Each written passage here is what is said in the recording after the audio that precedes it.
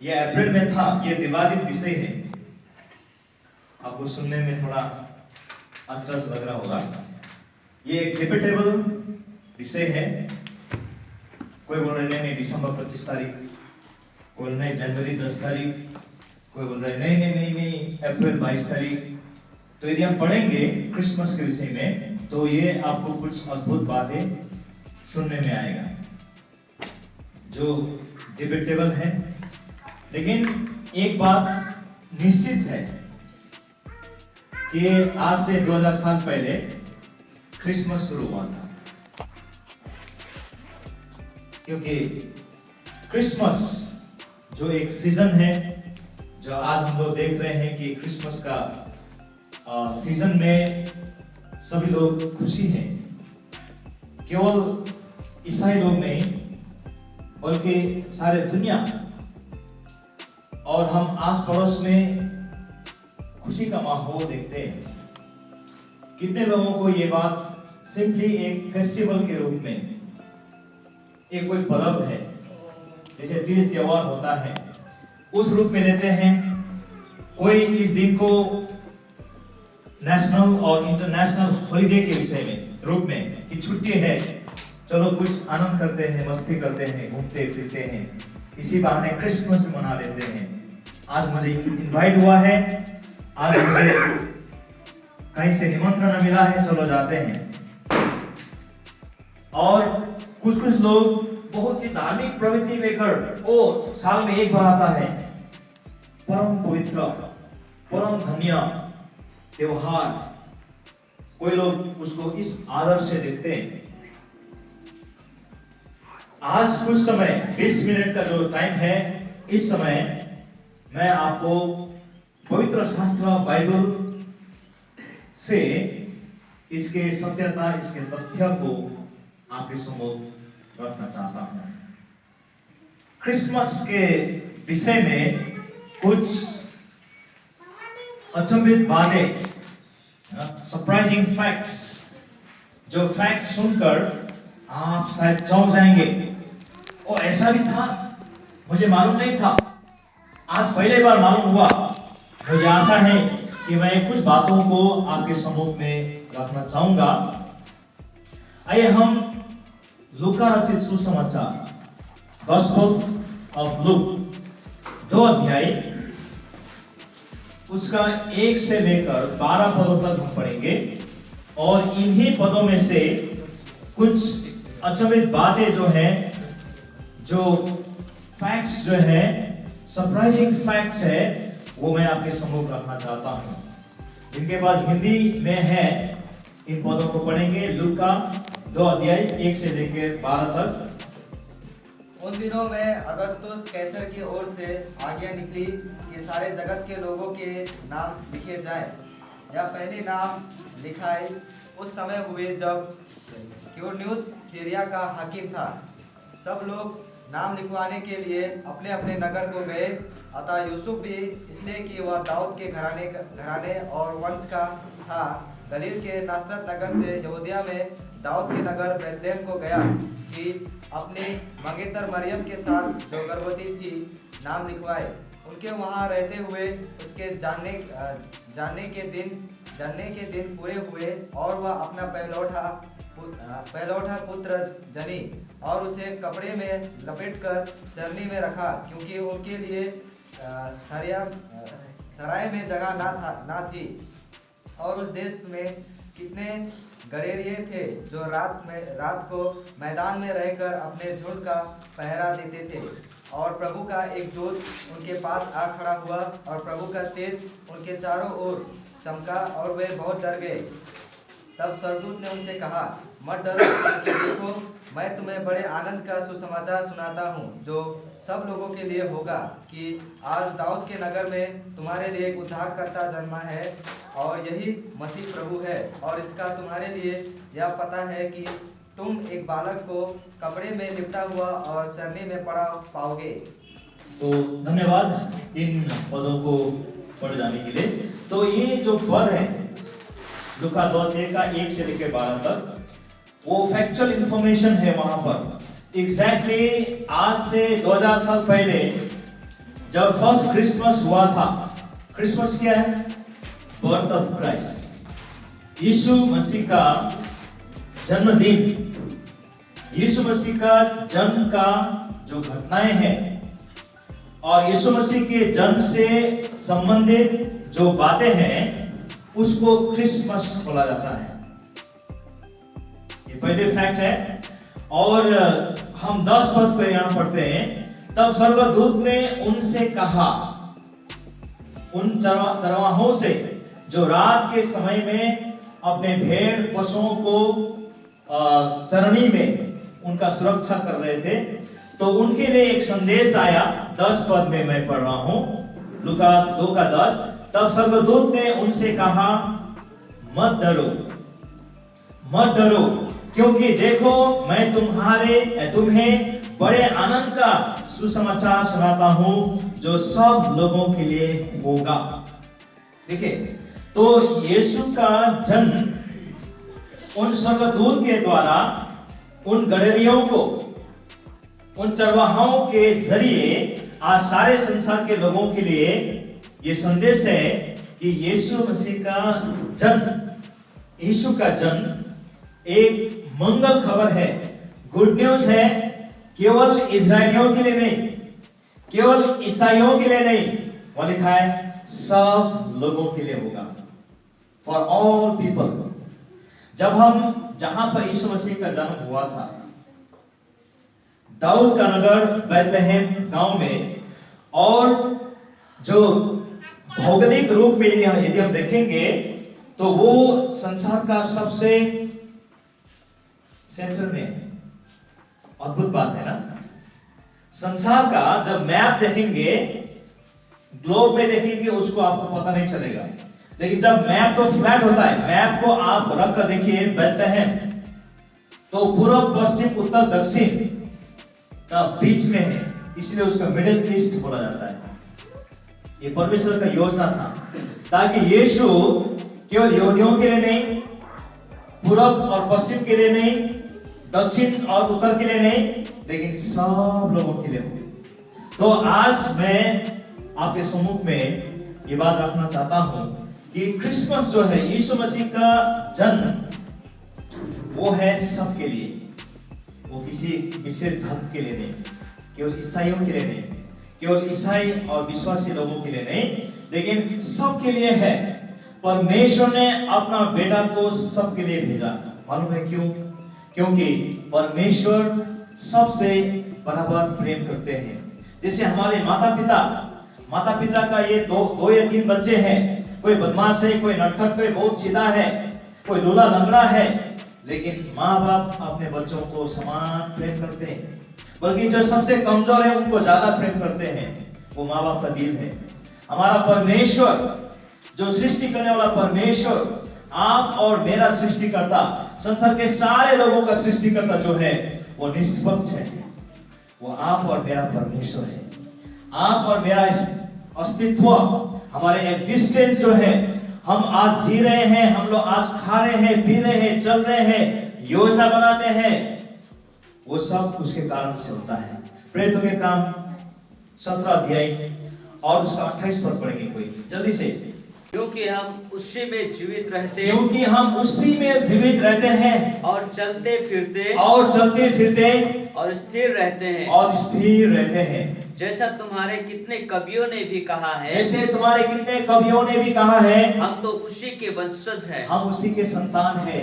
We are children of God, है ना? हम परमेश्वर के संतान हैं। देखिए, परमेश्वर ने हर एक जाति को, हर एक भाषा बोलने वाले, हर एक संस्कृति में चलने वाले, पहले हम इंसान हैं। ये संदेश वहां भी बोल रहा था। सबसे पहले हम ईसाई होने से पहले, हिंदू होने से पहले, मुस्लिम होने से पहले, सिख होने से पहले हम क्या है? इंसान हैं।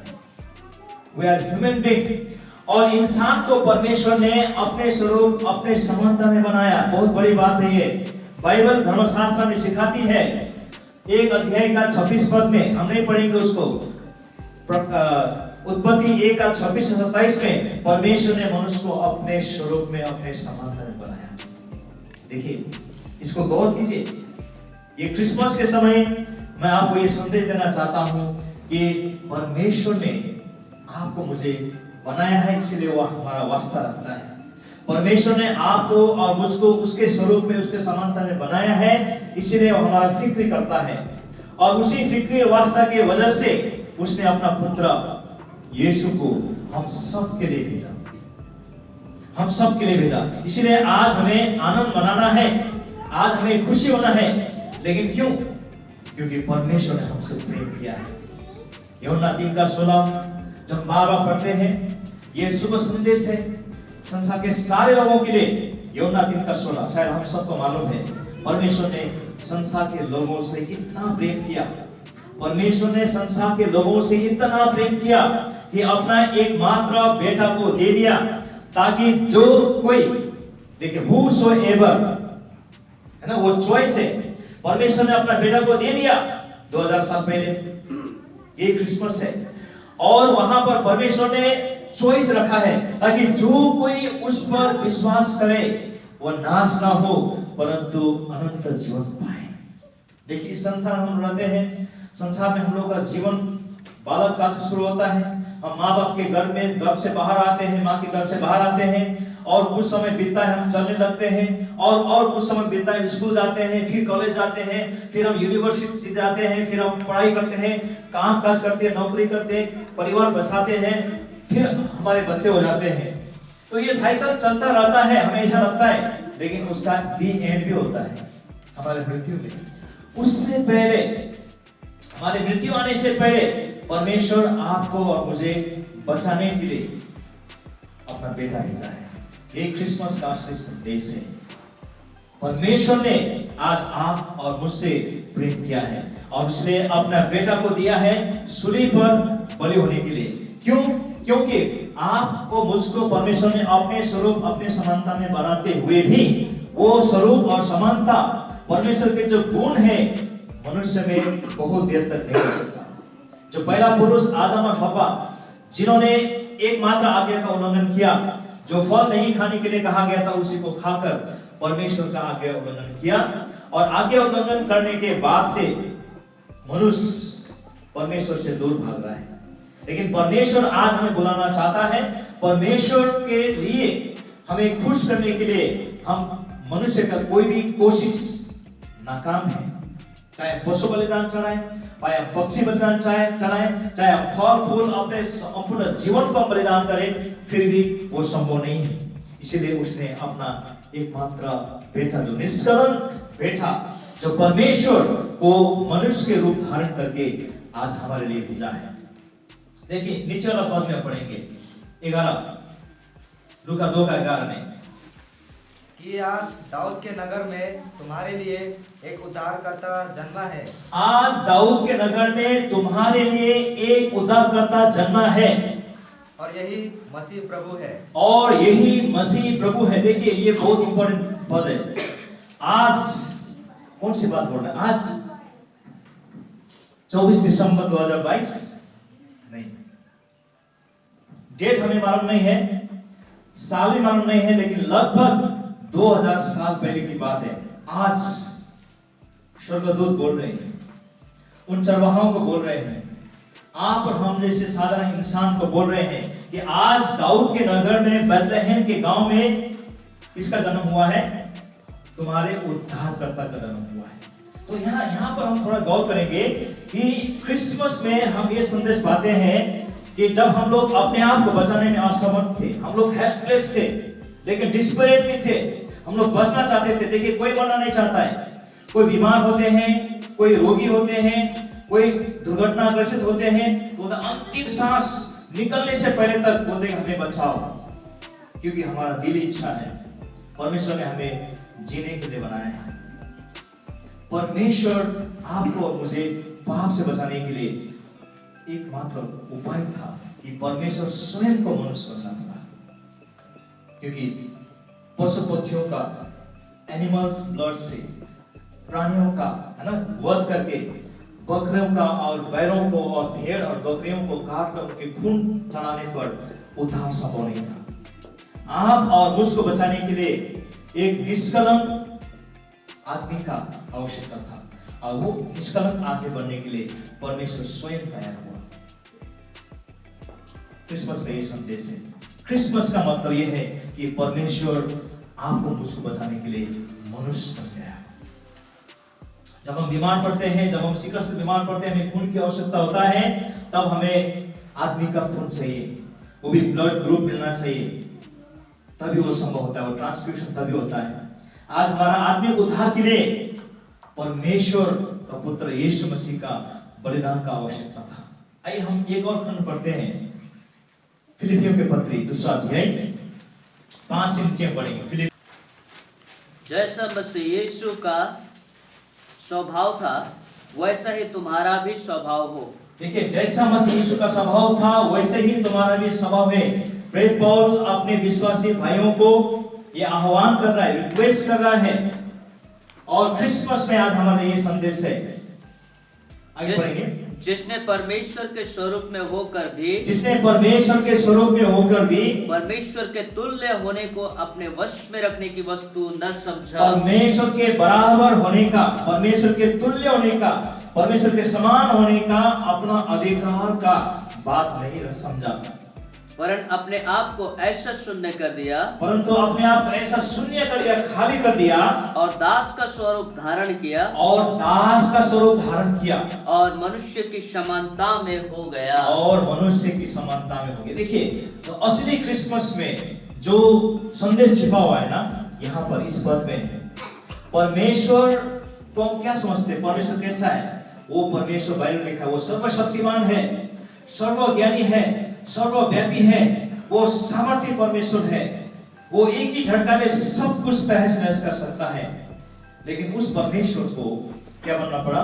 मनुष्य बनना पड़ा, रूप चेंज करना पड़ा, और उसके लिए अपने महिमा को, अपने सामर्थ्य को, अपने शक्ति को खाली करना पड़ा, एम्प्टी होना पड़ा। और जब वो खाली हो गया, जब वो एम्प्टी हो गए, तो क्या हो गया? वो दास का रूप धारण किया, स्लेव बन गए वो। और आगे पढ़ेंगे उसका।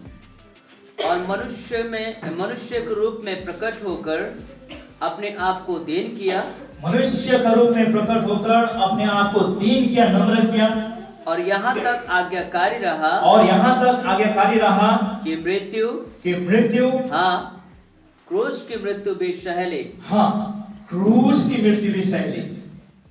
देखिए, तो क्रिसमस के पीछे ये सारे जो रमझम है, ये सारे जो आकर्षण है, ये सारे जो इंटरटेनमेंट है, ये एक बिंदु मात्र है। इससे हम देखते हैं, खुश होते हैं, वाह बहुत सुंदर, बहुत अच्छा सजावट है, जब पकवान पकते हैं बहुत अच्छा, नए कपड़े आते हैं बहुत अच्छा, है ना, घर सजाते हैं बहुत, वो एक बिंदु की मात्रा है। क्रिसमस के भीतर का वो एक बिंदु मात्रा है। लेकिन असली बात क्या है कि परमेश्वर आपको, मुझको और संसार के सारे इंसान को बचाने के लिए अपने आप को खाली किया। He emptied himself, अपने आप को रिक्त किया और दास का रूप धारण किया, और मृत्यु, वरन क्रूस की मृत्यु भी सह ली। यीशु मसीह ने क्रूस की मृत्यु को ग्रहण करने के लिए जन्म लिया था। यीशु मसीह का जन्म मरने के लिए हुआ था। यीशु मसीह का जन्म मरकर आपको, मुझको बचाने के लिए हुआ था। इसीलिए वहां लिखा है ना कि वही मसीह और प्रभु है ना, वही मसीह और प्रभु है। लूका 2:11 में फिर से हम पढ़ रहे हैं कि आज दाऊद के नगर में तुम्हारे लिए एक उद्धारकर्ता जन्मा है, और यही मसीह प्रभु है। He is Christ the Lord। Yeshu Christ और लॉर्ड बन गए। कैसे? मृतकों में से जी उठकर। एक खंड को पढ़ेंगे, प्रेरितों के काम 2 अध्याय और उसका 36 पद। अब इज़राइल का सारा घराना निश्चय जान ले, अब इज़राइल के सारे घराना निश्चय जान ले कि परमेश्वर ने उसी यीशु को, किसको? उसी यीशु को जिसे तुमने क्रूस पर चढ़ाया, प्रभु भी ठहराया और मसीह भी। देखिए, उनका अपग्रेडेशन हुआ, उनका पद उन्नति हुआ। पहले उनका नाम यीशु था, है ना, उनका नाम यीशु रखना, और उनको इमानुएल भी कहा गया। लेकिन मसीह और प्रभु कब बने? जब मृतकों में से जी उठे। पिछले 2000 साल से क्रिसमस का जो मुख्य विषय है वो ये है कि परमेश्वर आपको मुझको बचाने के लिए मनुष्य बन गया, अपने आप को नम्र किया और क्रूस के मृत्यु को अपने आप को बलिदान करके आप और मेरे बदले में, आप और मेरे जगह में वो बलि हो गए और तीसरे दिन जी उठ करके परमेश्वर ने उसे प्रभु और मसीह ठहराया। मृतकों से जी उठने से पहले नहीं, मृतकों के जी उठने के बाद 40 दिन और 40 रात तक वो लोगों को दिखाई दिया, अपने चेलों को दिखाई दिया।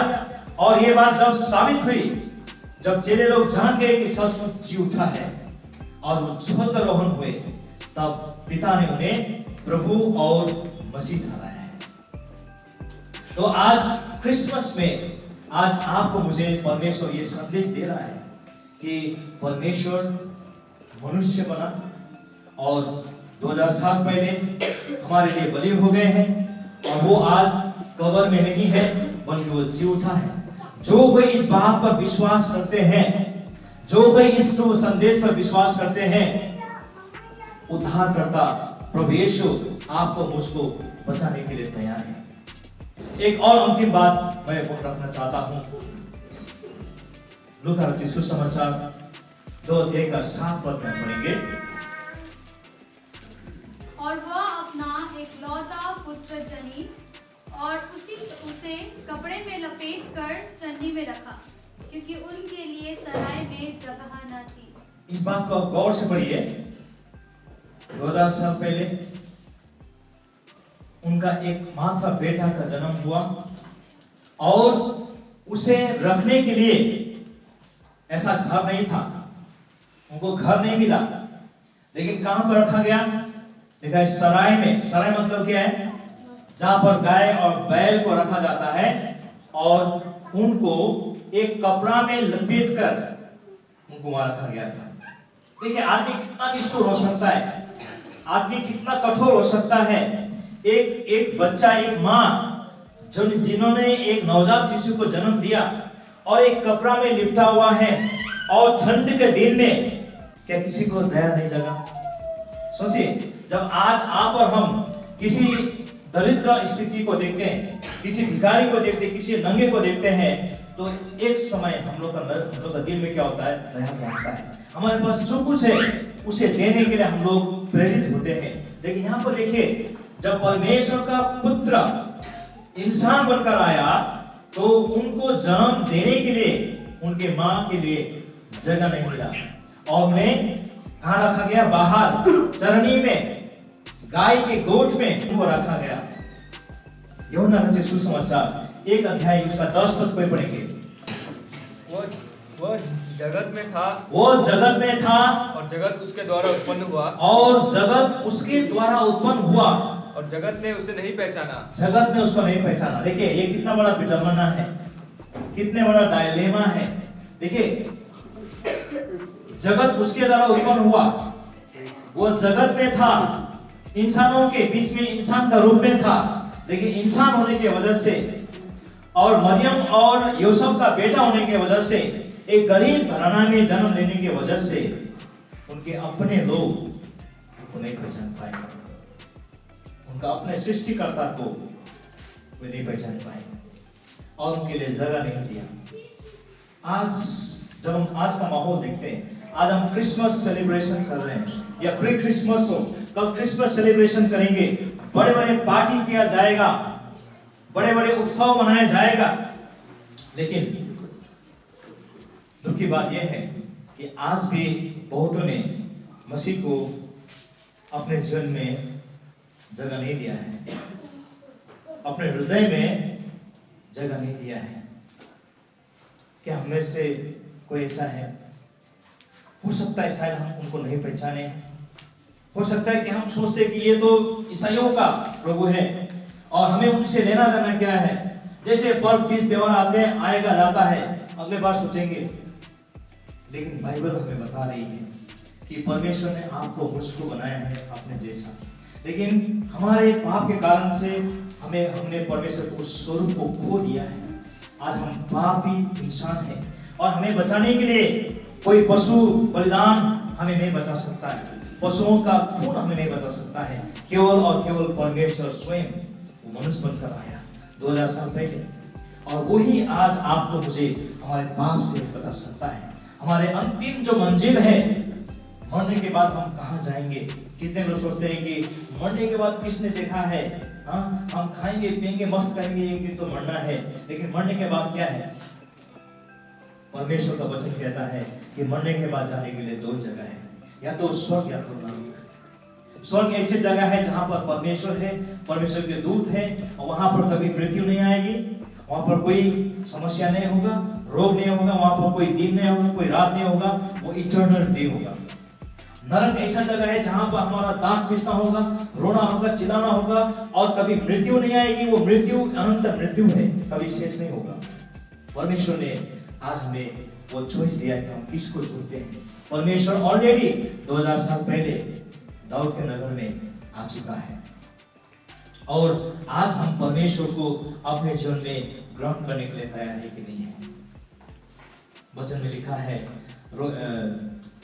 यूहन्ना 1:11 पर हम पढ़ेंगे जल्दी से। यूहन्ना 1:11। वो अपने घर आया, वो अपने घर में आया और उसके अपनों ने उसे ग्रहण नहीं किया। उसके अपनों ने उसे ग्रहण नहीं किया, लेकिन दूसरा पद में, परंतु जितनों ने उसे ग्रहण किया, परंतु जितनों ने उसे ग्रहण किया, उसने उन्हें परमेश्वर की संतान होने का अधिकार दिया। उसने उन्हें परमेश्वर का संतान होने का अधिकार दिया। देखिए, right to become children of God, वो अधिकार दिया किसको। कितने लोग, वो अपनों के पास आया, यहूदियों के पास आया, लेकिन यहूदियों ने यीशु को रिजेक्ट किया। क्यों? क्योंकि वो मरियम का बेटा था। यूसुफ जो बड़ाई काट मिस्त्री का काम कर रहा था, वो उनको एवरीडे देखते थे और उनको उन्होंने नजरअंदाज किया और उद्धारकर्ता से हाथ धो बैठे। और इजराइल के लोग आज भी परेशान हैं।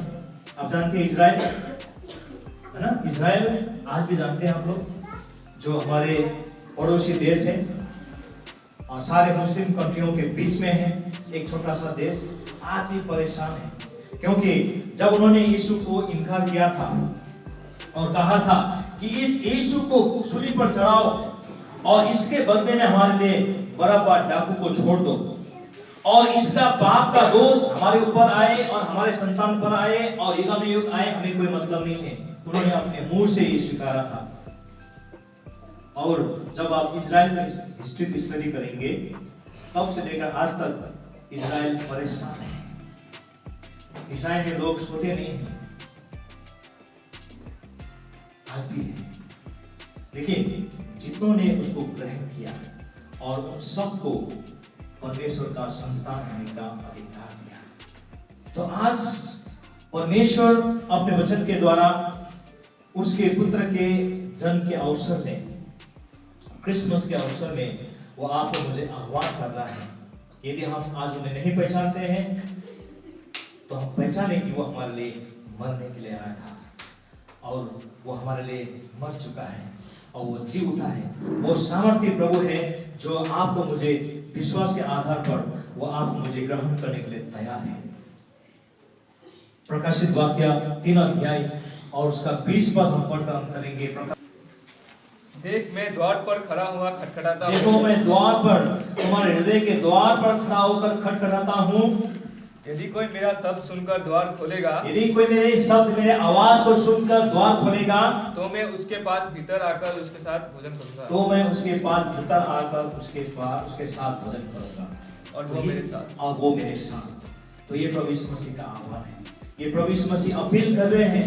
ये प्रभु यीशु मसीह अपने दिल से आपको स्वागत कर रहे हैं कि देखो, मैं तुम सबके हृदय के द्वार पर खड़ा होकर के तुम्हारे हृदय के द्वार को खटखटाता हूँ। जो कि मेरे आवाज को, मेरे शब्द को सुनकर अपने हृदय रूपी द्वार खोलते हैं, अपने जीवन को मेरे लिए खोलते हैं मैं उनके अंदर में आने के लिए तैयार हूँ, उनके साथ भोजन करने के लिए तैयार हूँ, उनके साथ संगति करने के लिए तैयार हूँ, उनका पाप को क्षमा करने के लिए तैयार हूँ, उन्हें शांति देने के लिए तैयार हूँ, और जब मेरी कोई समस्या उलझन में है उनसे मैं आजाद करने के लिए तैयार हूँ। यदि कोई रोग और बीमार है उनसे मैं स्वतंत्र करने के लिए तैयार हूँ, क्योंकि यीशु मसीह सब कुछ कर सकता है। तो आप सबके लिए इस क्रिसमस के अवसर पर मैं परमेश्वर के वचन से यही संदेश देना चाहता हूँ कि क्रिसमस वास्तव में ऐतिहासिक तौर पर जो 2000 साल पहले तो नहीं, करीब 17-18 साल पहले शुरू हुआ। ऐतिहासिक तौर पर हम देखेंगे कि जब first century, second century, third century, fourth century तक क्रिसमस का कोई नामो निशान नहीं था, लेकिन फिफ्थ सेंचुरी से उधर आज करीब 14-15 साल, 1500 साल, 1800 साल हुआ, तब से ये एक ट्रेडिशन बन गया है। तो ये केवल ट्रेडिशन ही बन के ना रहे कि साल में एक बार आएगा और जाएगा, और जब आएगा खुशी मनाएंगे, एक दूसरे को विश करेंगे, मेरी क्रिसमस बोलेंगे, कार्ड एक्सचेंज करेंगे, गिफ्ट देंगे, लेकिन उतना ही क्रिसमस नहीं है। वो क्रिसमस का एक अंश है, एक पार्टिकल है, एटम का पार्टिकल होता है ना, उससे छोटा है वो केवल परछाई मात्रा है। वचन लिखा है वो सब क्या है? परछाई मात्रा है, लेकिन रियल चीज जो है, वास्तविक चीज मसीह यीशु है। परमेश्वर हम सबको और आप सबको इस क्रिसमस में परमेश्वर का अनुग्रह दे, परमेश्वर का शांति दे, परमेश्वर का आशीष दे। और यदि आप अपने जीवन को परमेश्वर के लिए खोलते हैं तो परमेश्वर अपने दोनों बाहों को फैलाकर आपको ग्रहण करने के लिए परमेश्वर तैयार है। परमेश्वर आप सबको आशीष दे। आमीन।